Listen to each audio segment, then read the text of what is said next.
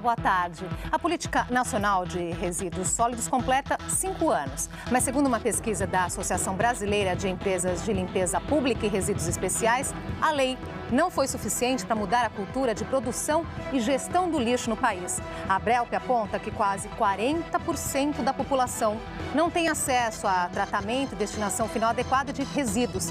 E mais de 20 milhões de pessoas sequer dispõem de serviços de coleta. Em Porto Alegre, cada morador gera 1,5 kg de lixo por dia. Quem não separa o material reciclável do orgânico é multado. Se o serviço de coleta verificar que não há separação, o condomínio, a pessoa física ou a pessoa jurídica pode ser punida por isso. É passível de multa. Apesar das campanhas de conscientização, é comum encontrar descarte irregular nas ruas e nos rios de Manaus. Nós temos que ter aqui, por exemplo, um sistema de transporte de resíduos sólidos que vai acontecer pelo menos um modal no meio fluvial. Entre 2010 e 2014, a produção de lixo no país aumentou mais de 10%. A coleta seletiva nos municípios aumentou pouco. Hoje, 20 milhões de pessoas não têm coleta de lixo. 41,6% do que foi coletado no ano passado acabou em lixões ou aterros controlados, que oferecem riscos à saúde e ao meio ambiente. O número é praticamente igual ao de 2010. O restante teve o destino correto, o aterro sanitário. A coleta seletiva, que estava presente em 57,6% das cidades em 2010, hoje está em 64,8% dos municípios. Sinal que ainda há muito o que fazer. Falta, sim, mais investimento de todos os segmentos, poder público, iniciativa privada, sociedade. E a capacidade do poder público é aumentar a sua coleta para que o cidadão possa ver o que ele está separando e chega aqui. Nesta cooperativa, 50 famílias vivem do que é separado e reciclado. Uma delas é da Heloísa. Nunca imaginei que o material que a gente tinha dentro de casa é o que ia levar o pão de cada dia hoje para dentro da minha casa. Para conversar com a gente sobre o descarte do lixo, nós recebemos Carlos Silva Filho, diretor-presidente da Associação Brasileira de Empresas de Limpeza Pública e Resíduos Especiais. E também conversamos com Ana Maria Luz, ambientalista e presidente do Instituto GEA. Participe aqui da nossa conversa, mande suas perguntas através do nosso portal de conteúdo e também pelo Facebook. Agradeço muito a presença de vocês aqui hoje. Um prazer, Andressa. Nós vimos aí a reportagem, né, mostrando que a Política Nacional de Resíduos completa agora 5 anos, mas parece que pouca coisa mudou. A Abrelp fez uma pesquisa grande mostrando esse assunto. Essa é a percepção mesmo? Essa é a realidade, os fatos? Nós fazemos essa pesquisa do panorama dos resíduos sólidos no Brasil anualmente desde 2003. Vivemos acompanhando a situação da gestão de resíduos sólidos no Brasil. Quer dizer, anterior à lei. Né? Anterior à lei, já. E monitoramos diretamente junto aos municípios como que está a evolução no serviço de coleta, de destinação, de coleta seletiva, aproveitamento dos resíduos sólidos. E o que a gente percebe é que, por um lado, temos um aumento na geração de resíduos no Brasil, bastante considerável. Se a gente for considerar, a última década foi de 24%. E não temos, do outro lado, realmente o desenvolvimento da infraestrutura necessária para dar conta de todo esse lixo. Então, como foi bem mostrado na reportagem, ainda existe 10% do que é gerado que não é sequer coletado, muito do que é coletado vai para a destinação inadequada e os nossos índices de aproveitamento são bastante baixos. Então, o que nós constatamos, porque o dado divulgado agora recentemente foi o dado do ano de 2014, quando encerrou o prazo dado pela Política Nacional de Resíduos Sólidos, é que apesar das disposições da lei, apesar de todos os encaminhamentos e esforços que foram feitos, realmente no fim da linha ali, no ponto em que mostra a situação, não houve essa evolução. Quer dizer, é surpreendente, né, Ana Maria? De um jeito até negativo, porque a partir do momento que a Abrelp faz essa pesquisa, vem a lei, então era de se esperar? Melhora. E, no entanto, nós estamos gerando mais lixo, produzindo mais lixo. Pois é, e encaminhando para o lugar errado. Nós, né, de ONG, nós estamos sempre com grandes expectativas positivas, né? Se a gente não acreditasse que as coisas iam melhorar, a gente não tinha até enveredado por esse caminho. Mas a lei, a política nacional veio nos trazendo grandes esperanças. Nós acreditamos piamente que em 4 anos as coisas se encaminhariam como estava colocado lá. Então, para nós foi uma tristeza, assim, ver esse afrouxamento da lei, como assim... Surpreendeu, tudo bem, gente. Surpreendeu, vocês esperavam outra coisa.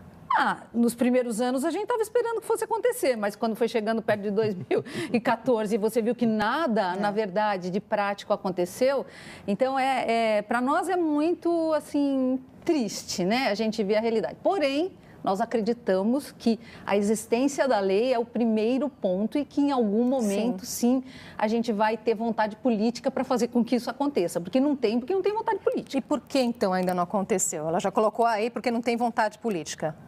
Nós detectamos alguns fatores, né? A vontade política, eu diria que realmente é um fator muito importante. O que a gente percebe é que as grandes cidades, as capitais, regiões metropolitanas avançaram bastante, né? No encaminhamento da solução para esse problema. O que nós temos ainda realmente é a situação nos médios e pequenos municípios que patinam para conseguir tirar a lei do papel. A vontade política, eu diria, é um fator preponderante, porque tem a questão de que o serviço de limpeza urbana e principalmente o de destinação ainda não é percebido pela população como um serviço essencial, como algo que precisa de um investimento mesmo. E, por outro lado, o que nós notamos, e aí eu diria que está a causa de todo o problema, é que as prefeituras realmente não têm dinheiro para custear esse processo. Eu não acredito o dado do panorama, em 2010, quando foi sancionada a lei, cada município investia R$ 9,95 por pessoa, por mês, para fazer todos os serviços. Coleta, transporte, destinação, varrição de rua, poda de árvore, tudo isso. Em 2014, era R$ 9,98. Ou seja, se a gente descontar a inflação, em 2014 as prefeituras investiam menos do que era em 2010. Olha essa imagem aqui, né, que chama a atenção. Esses lixões aí, as prefeituras, né, eu vi que ele falou aí que os municípios não têm dinheiro, você queria complementar, já vai dizer. Olha só, Ana Maria, as imagens dos lixões, então os municípios tinham prazo até o ano passado, agosto do ano passado, para que o país não tivesse mais lixões. Esse prazo aí não foi cumprido, qual que é a situação então, hoje? Pois é. Você vê, eu antes da gente fundar o GEA, que eu fundei o GEA junto com a engenheira Araci Musolino, mas nós éramos funcionários da CETESB e a gente acompanhou naquela época, que foi 94, 95, um programa do governo do estado de São Paulo, que na época o secretário era o Fábio Feldman. Ele falou assim, não quero saber esse negócio de lixão aqui no estado de São Paulo de jeito nenhum. E o que houve? Algo muito, muito simples, entendeu? Que é visitar os municípios, verificar qual é a necessidade daquele município, obrigar o prefeito a assinar um termo de ajustamento de conduta, né, que é um compromisso, e aí a CETESB fornecia assistência técnica e o governo do estado fornecia o dinheiro para as obras e tal. Nessa época agora da política nacional, existe verba no governo federal, existiu, colocado à disposição de municípios para fazer essas obras que realmente precisam de dinheiro. Evidentemente, pequenos municípios não têm, mas existia dinheiro no governo federal para o desenvolvimento de aterros e tal. E tem uma questão que é muito importante, a gente precisa falar, porque talvez o público não entenda, num grande município como São Paulo, como Belo Horizonte, você precisa de uma obra de grande vulto, porque você tem uma montanha de lixo, como a gente está vendo aqui.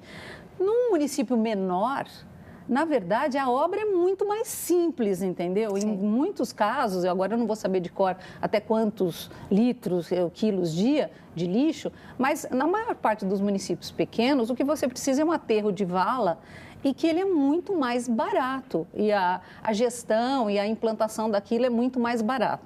Então, na verdade, eu acho que não é que falta dinheiro, Carlos, você me perdoa discordar de você. Eu acho que, assim, o prefeito, que é o dono do lixo, sempre na cidade quem é o dono do lixo é o prefeito. Ele não acha que ele precisa gastar dinheiro com isso. A população não percebe, a população não se dá conta de que se ela tiver um lixão no município, mesmo que seja distante, a consequência vai ela não ser veja, aquilo está trazendo consequências pavorosas para ela. Ela não percebe que o aumento de barata ou de rato ou da contaminação da água tem a ver com o lixão. Agora, por falar nesse não percebe, né, para a gente aproximar essa conversa aí do consumidor, o comportamento dele tem mudado? O quanto ainda ele acha que joguei no lixo ali, não é mais problema meu, para onde vai? Ou isso tem mudado? Não, essa é a cultura que perdura. né? Então, realmente, o que a gente percebe na execução dos serviços de gestão de resíduos sólidos é que o consumidor tem uma impressão que é um serviço invisível. A hora que eu coloquei o saco de lixo na porta de casa e esse saco sumiu, não é mais problema meu. Não interessa para onde vai, não interessa o que acontece e, como colocado pela Ana Maria, o impacto negativo da destinação adequada é nesse próprio cidadão.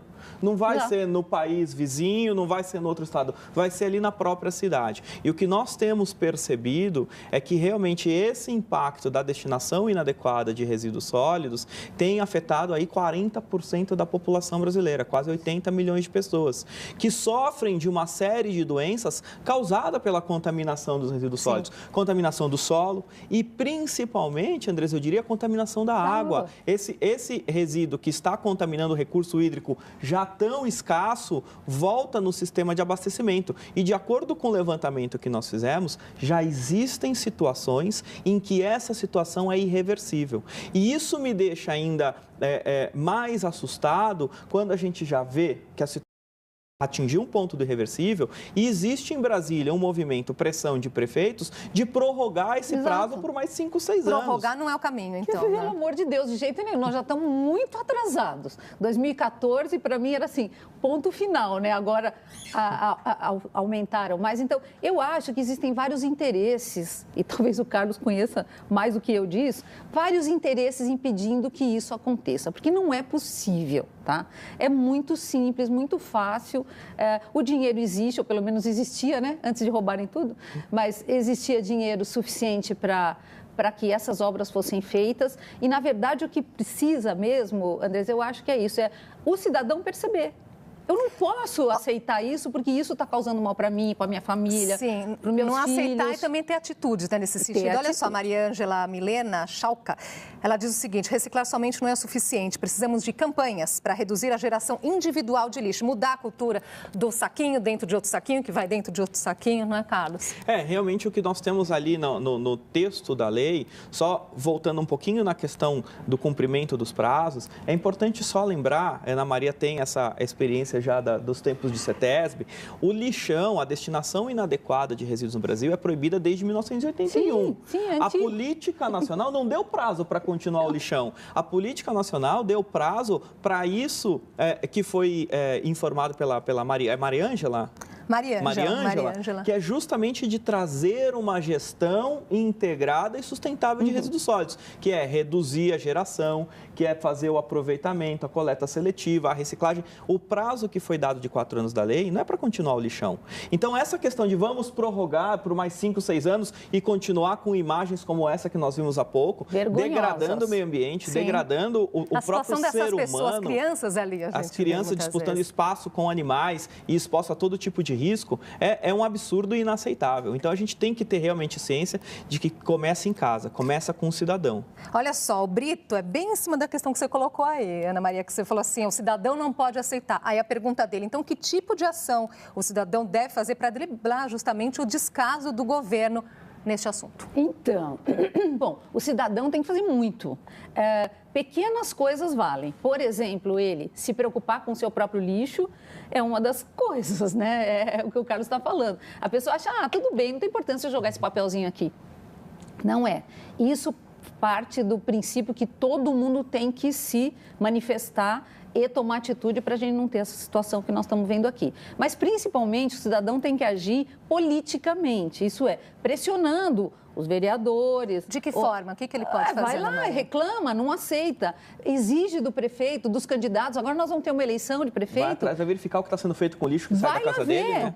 E não acha que, tudo bem, tem um lixão aqui, mas é 300 quilômetros da minha casa, eu não vejo. Não é assim, né? Aquilo está causando mal para você. Primeiro, o cidadão tem que entender e daí exigir do candidato, dos candidatos, escuta, como é que é? O que vai ser do lixo aqui da cidade? O que você vai fazer? E depois cobrar, né? A gente não tem esse hábito, não é?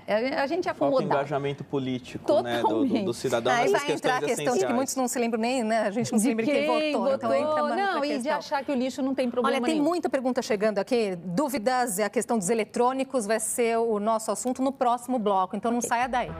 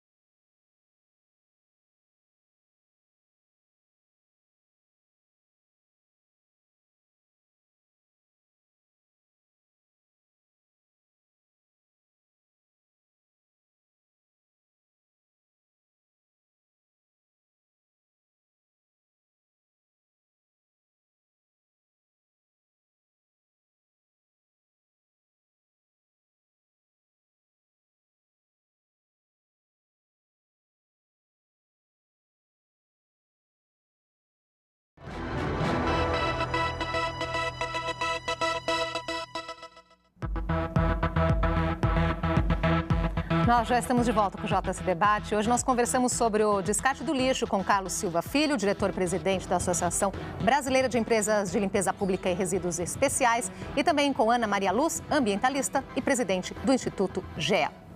No ano passado, o mercado brasileiro de eletrônicos movimentou sozinho 2,5 bilhões de reais. Em breve, boa parte desses aparelhos deve ser substituída por modelos mais modernos. Mas o descarte dos equipamentos antigos ainda é um dilema. Denise tem 7 celulares, mas só usa um. Ela diz que é apegada aos aparelhos e se tivesse que jogá-los fora, nem saberia por onde começar.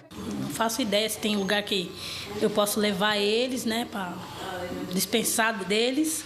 No Jardim dos Francos, zona norte de São Paulo, a população deu um jeito para se livrar dos equipamentos velhos. A eletrônica do seu José. Você faz um orçamento, tá bom, tal dia eu passo aí. E esse tal dia fica anos. E a gente fica com material eletrônico assim, dentro das eletrônicas, esperando alguma oportunidade para poder descartar.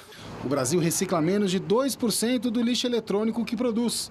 Um desperdício de dinheiro, já que o governo estima que o reaproveitamento do material injetaria mais de 700 milhões de reais na economia e geraria 10 mil empregos. E é também um risco para a saúde e o meio ambiente.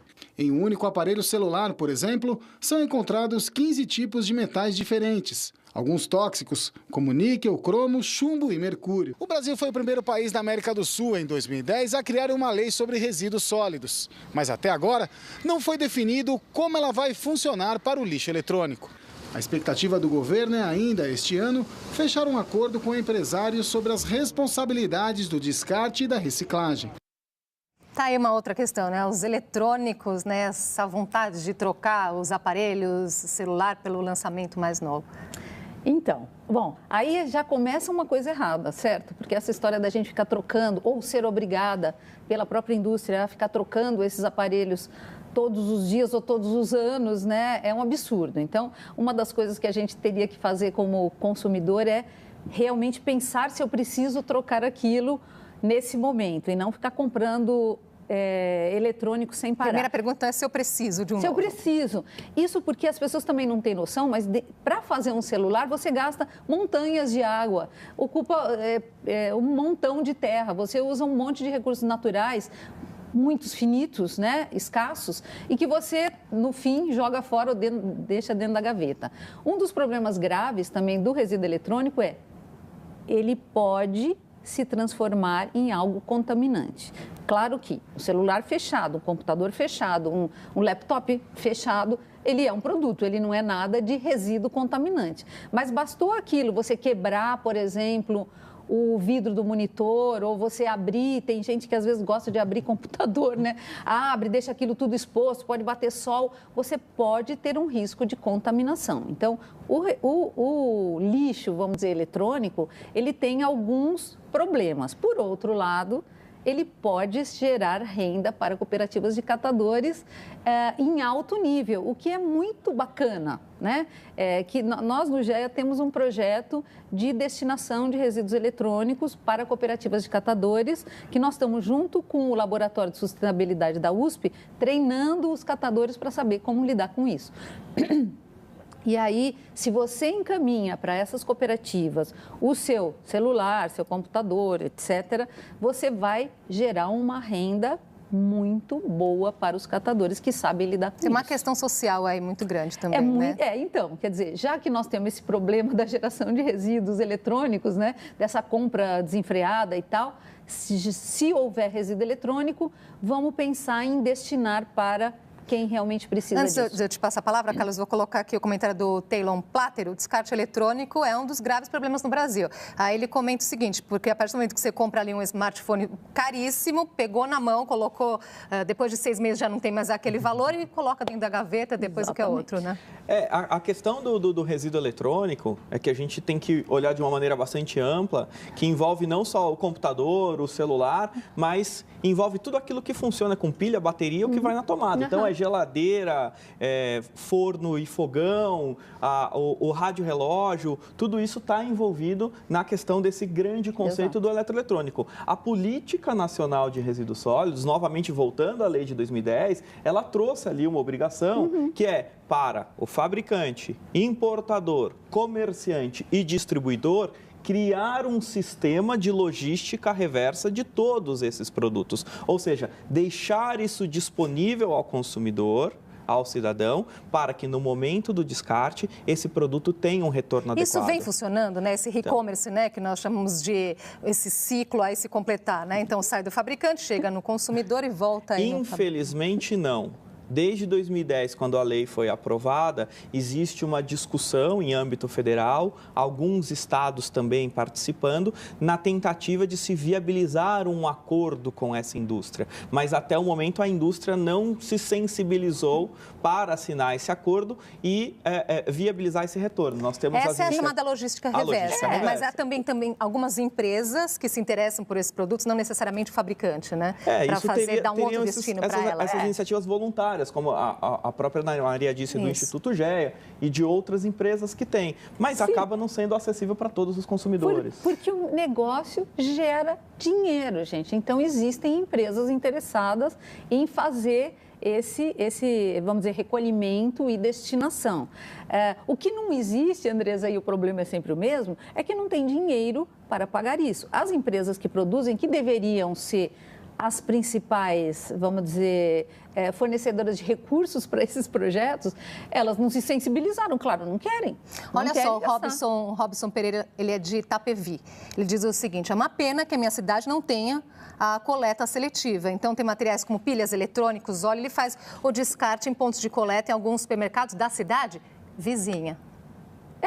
É uma questão, o quanto também a coleta seletiva está chegando aí na porta das pessoas. A questão que a gente tem é que, na verdade, eu diria, não existe uma obrigatoriedade realmente de ter a coleta seletiva porta a porta. É um custo muito alto que acaba sendo, vou dizer assim, dividido, socializado para toda a população. O que nós deveríamos ter, um sistema mais justo, é que realmente cada cidadão, cada gerador, seja responsável por custear a quantidade de geração de resíduos que tem. Por exemplo, se eu na minha casa, se a Ana Maria na casa dela tem uma atitude proativa com o meio ambiente, de um consumo sustentável, de não gerar resíduos, de realmente viabilizar uma consciência ambiental, não tem por que nós pagarmos essa conta em nome de todo mundo. Por falar em consciência ambiental, deixa eu só trazer esse exemplo aqui que eu achei muito legal. O Igor Idek Ratanda, não sei se é essa a pronúncia correta, ele diz o seguinte: eu fiz ensino fundamental no Japão e havia um dia do mês que todos os alunos saíam nas ruas, rios, praias, recolhendo lixo, né, onde eles encontravam, e depois esse lixo era levado para a escola, para um departamento público, para ensinar todo o processo aí de reciclagem, tudo que os alunos haviam coletado. Então, por que não implantar aí iniciativas como essa, né? O que falta aí na questão da educação? Eu não gosto muito, viu, Andressa, de usar exemplos de outros países, porque, na verdade, nós temos uma situação específica, um enorme continente, aqui, um enorme espaço, e o Japão não tem, e o nível de educação do povo, a gente sabe que é uma diferença muito grande. Mas quando os japoneses vieram aqui na Copa do Mundo a recolher ali, ficou todo mundo aplaudindo, todo mundo sem graça. Agora, nós temos aqui uma, se a gente pode chamar de tecnologia social, que é essa coisa das cooperativas de catadores, que é muito legal. Quer dizer, na verdade, nós temos quem colete esse material, desde que tenha apoio de prefeituras, tem apoio de empresas privadas, instituições, sei lá. Você tem gente com caminhões, com espaço para fazer a coleta dos recicláveis, né? Só que isso precisa ter um investimento, porque você não pode querer que catadores que antigamente puxavam um carrinho, quer dizer, não tiveram educação, porque a gente não tem educação nesse país, né?